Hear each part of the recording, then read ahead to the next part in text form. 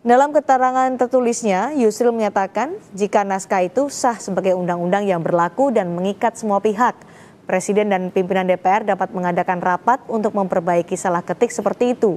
Setelah diperbaiki, pemerintah dapat mengumumkan kembali dalam lembaran negara untuk dijadikan rujukan resmi. Presiden juga tidak perlu menandatangani ulang naskah undang-undang yang sudah diperbaiki. Dilakukan secara formil dan secara material.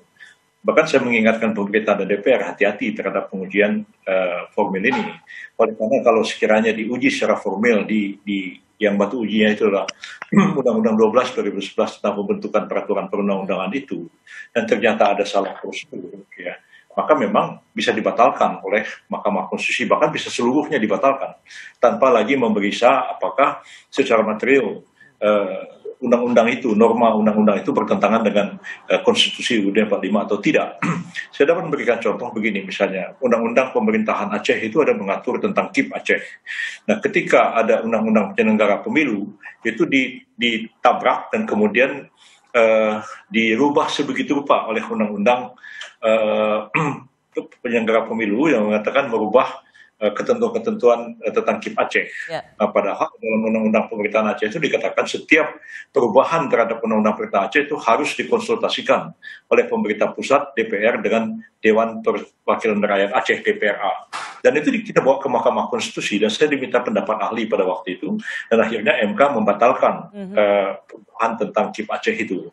Jadi hati-hati pemerintah dalam hal ini. Sorry Prof, jadi saya ingin menegaskan lagi, pertanyaannya adalah, jadi tidak melulu itu bertentangan dengan konstitusi, jadi secara prosedural yang cacat pun Mahkamah Konstitusi, Anda ingin memberikan sinyal itu bisa dibatalkan oleh Mahkamah Konstitusi?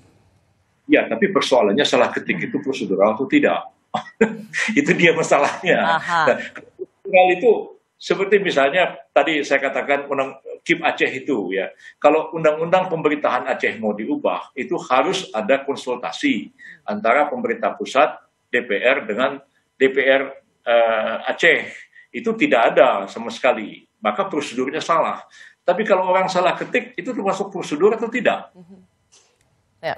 Kalau misalnya tadi sama seperti Bung Zainal bilang, ini menguji keimanan kita tentang bagaimana kita menjaga kesakralan produk undang-undang. Saya kira Pak Zainal itu bicara sakral, tapi menggunakan kata-kata iman untuk hal-hal yang sama sekali tidak sakral. Anda kontradiksi terminis, ya, apa yang Anda katakan itu.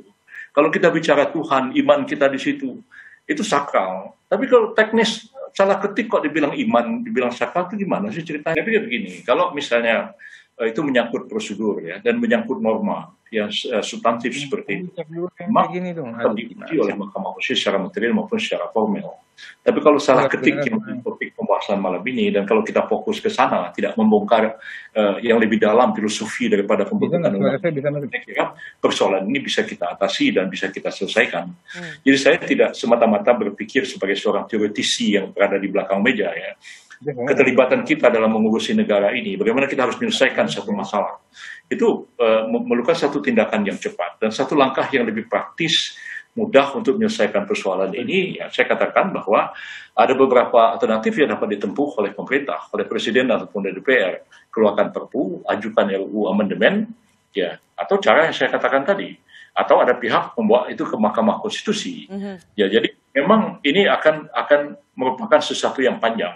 Nah, jadi kalau saya mengatakan, ya mungkin secara simpel, ya, DPR dan Presiden membicarakan masalah teknis ini, lalu kemudian diperbaiki.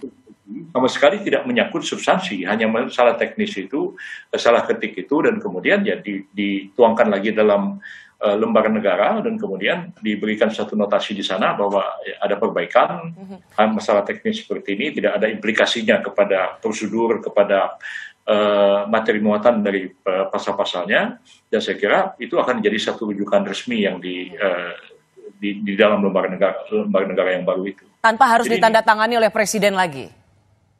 Enggak, lembaga negara itu kan yang menandatangani Menkumham, bukan negara lagi.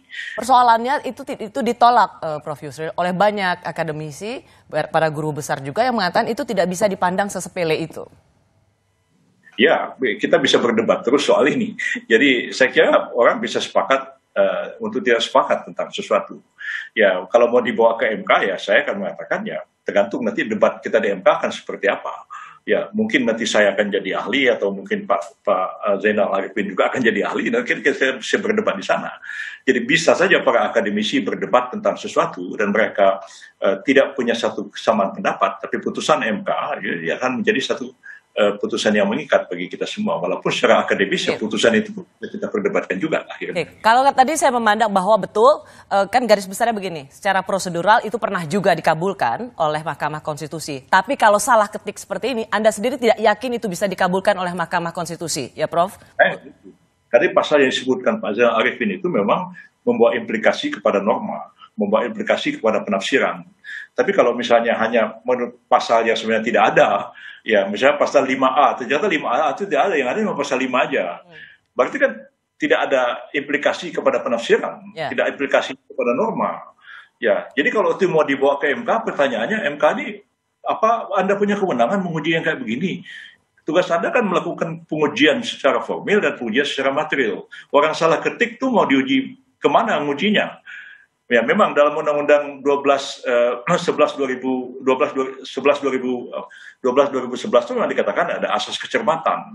Tapi asas kecermatan itu sebenarnya menyangkut perumusan satu norma, bukan salah ketik. Terlalu jauh kita menafsirkan itu asas-asas pembentukan peraturan perundang-undangan. Lalu masalah salah ketik yang dipersoalkan, saya kira itu jauh daripada substansi. Tapi kalau tidak ada implikasinya kepada norma, itu sebenarnya hanya masalah teknis pengetikan saja. Tapi kalau ada, memang ya mau dibawa ke MK ya silahkan. MK juga mungkin akan memberikan satu penafsiran ya, konstitusional harus ditafsirkan seperti ini, supaya ketentuan dalam pasal itu tidak bertentangan dengan asas kepastian hukum di dalam konstitusi.